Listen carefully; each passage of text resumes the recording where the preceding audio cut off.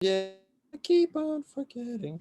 I keep on forgetting. All I right. keep on forgetting. Oh, we started the show. We started Hello, the people. show. Welcome to our Hello. show. It's so weird. We have a show. We have a show. Houston, we are so cool. It's kind of Like fun to think about like the a month history of in. news and the fact Yeah. that like people like you and me can just do this. Yeah.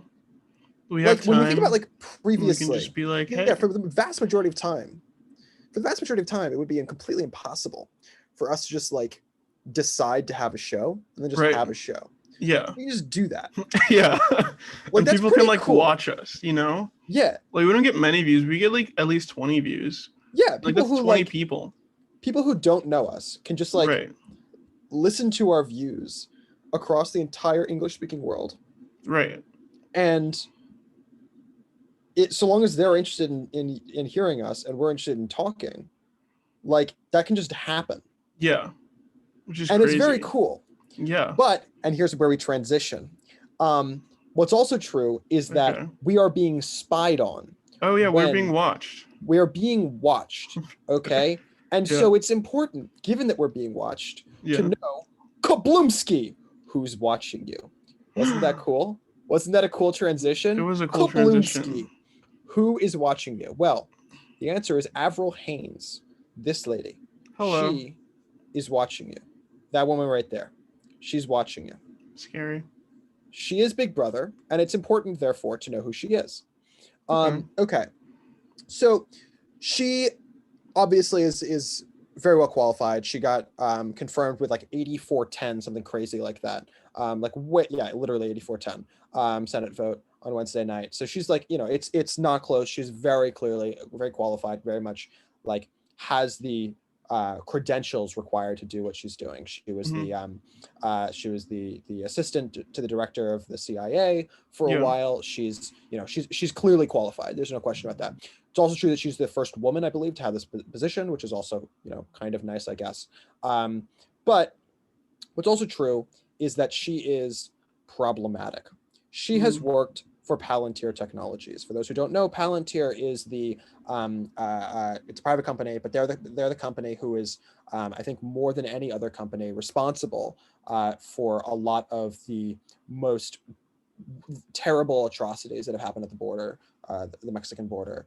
Oh, They've that's been fun. really building up. Yeah, they've been building up a lot of the technology required to imprison people and to try to deport people and do all of that Nice. work with ICE. So Palantir is bad. We don't like Palantir. She's consulted with Palantir. We don't Mm. like that. She's worked with the private sector.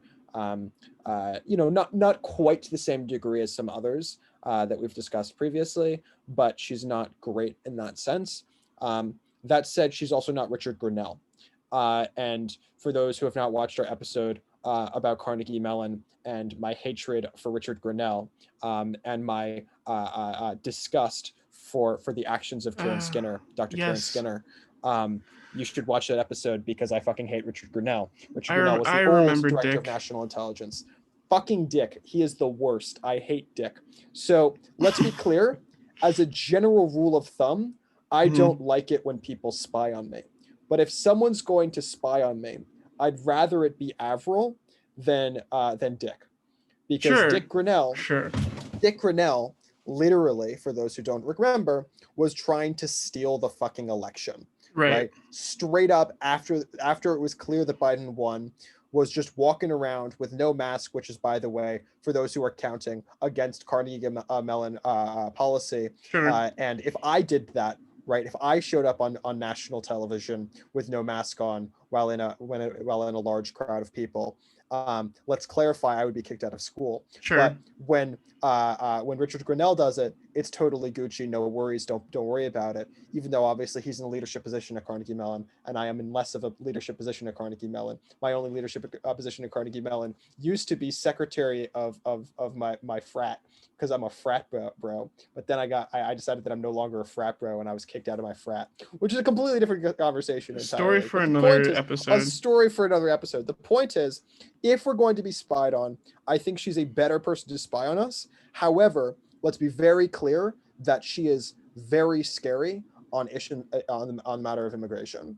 You know, she's a clearly you know, for someone who is going to be on the Democratic side, given the Democratic primary and given the overwhelming frustration in the Democratic establishment, and certainly of the sort of grassroots further left people who are not a component of the establishment, the concern over immigration, she is further to the right on immigration, specifically on her actions in the private sector, than I would like. So that worries me.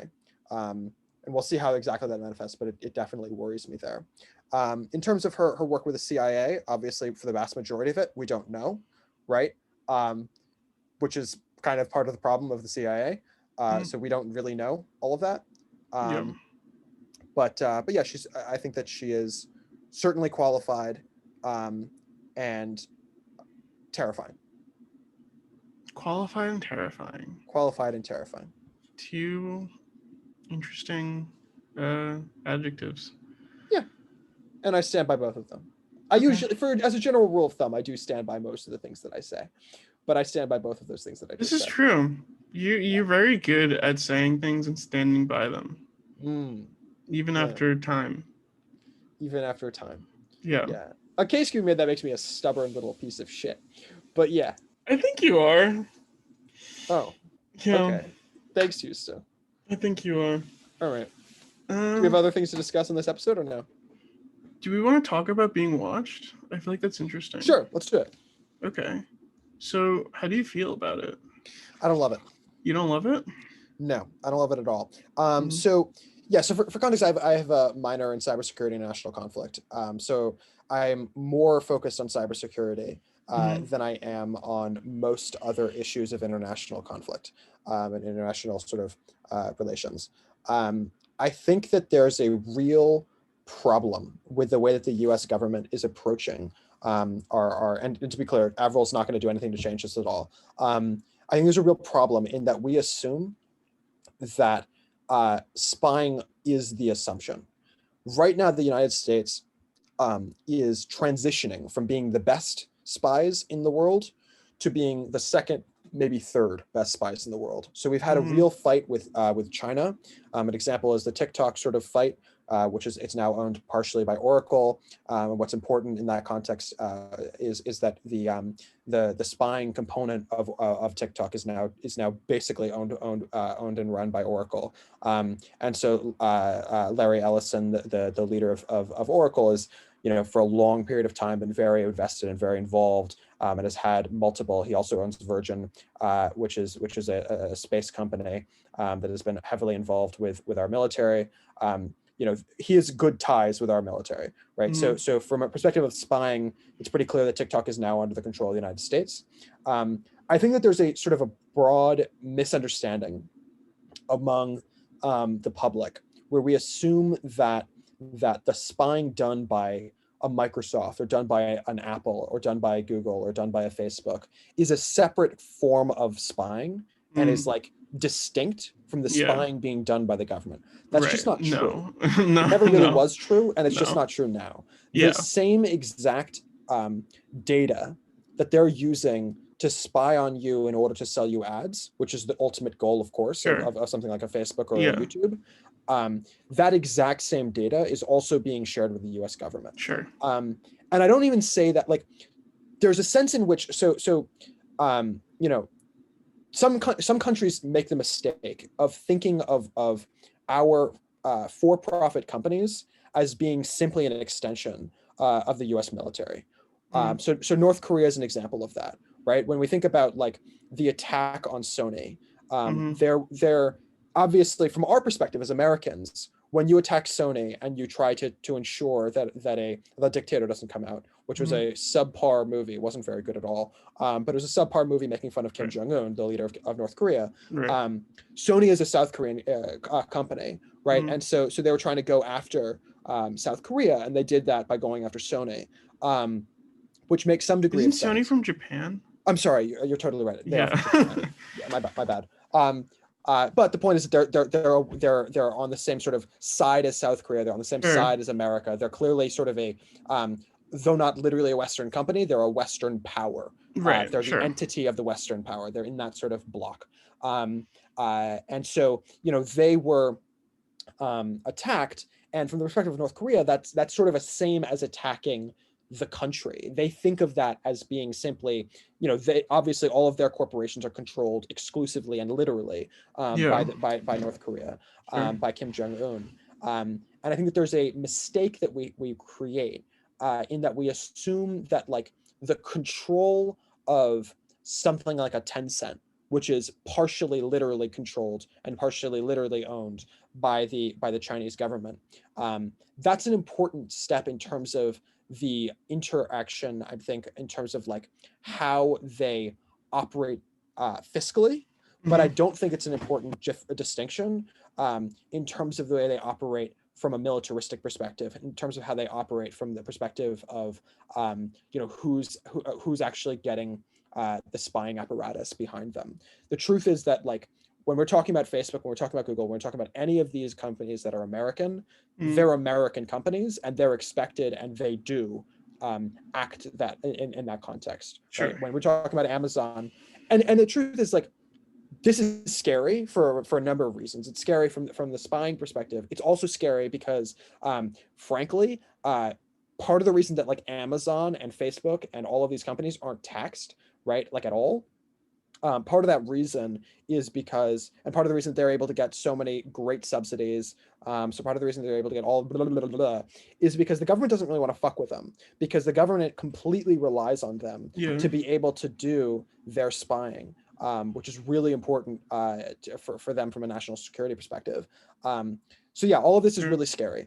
It's scary that this is so interconnected. So the solution that the government has come to, and I think it's a wrong one, the solution they've come to is that they just want to own the entire internet, right? They want to ensure that like all of the spying done is by Americans. Sure. I think that's a profoundly short-sighted and stupid thing to do. Yeah. The reason I say that is because what we're seeing is a also more like and more narcissistic. segmented. Well, it's narcissistic, but like I don't really care about the narcissism. That's okay with me.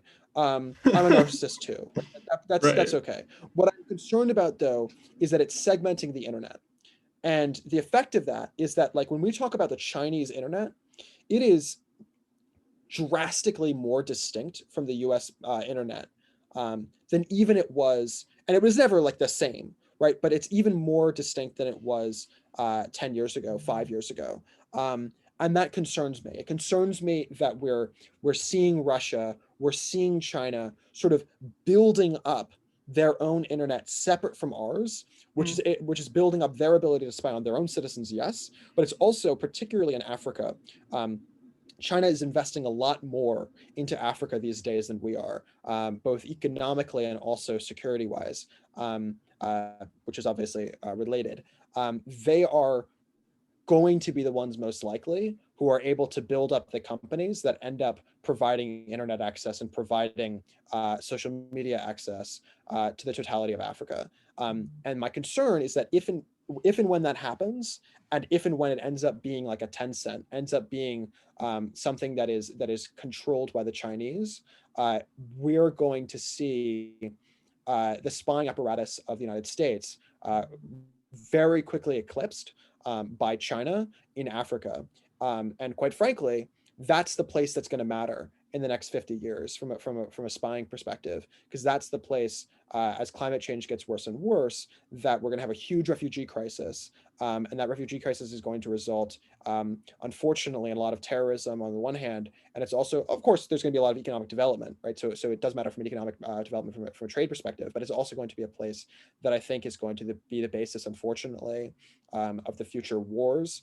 It's going to be the basis, unfortunately, of the future conflicts that are going to put China ahead of us. And that's really scary.